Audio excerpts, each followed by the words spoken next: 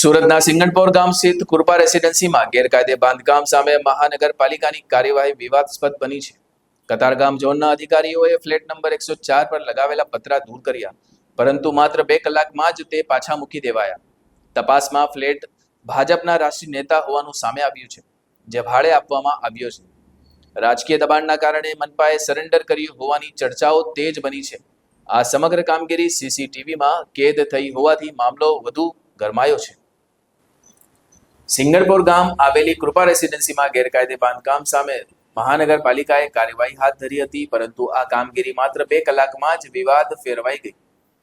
કતારગામ ઝોનના અધિકારીઓએ flat number 104 પર લગાવવામાં આવેલા ગેરકાયદે પતરા દૂર કર્યા હતા. જો કે જપ્ત કરાયેલા તમામ પતરા થોડી જ વારમાં ફરી એ જ જગ્યાએ મૂકી દેવામાં આવ્યા, જેથી સવાલો ઊભા થયા છે. તપાસમાં સામે આવ્યું કે આ ફ્લેટ ભાજપના રાષ્ટ્રીય નેતા છે, જે હાલમાં ભાડે આપવામાં આવ્યો છે. આથી પડદા પાછળ રાજકીય દબાણને કારણે મહાનગરપાલિકાએ સરેન્ડર કરી દીધું હોવાની ચર્ચાઓ જોર પકડી રહી છે. સમગ્ર ઘટના સીસીટીવી કેમેરામાં કેદ થઈ હોવાનું સામે આવતા આ મામલા વધુ ગરમાયો છે.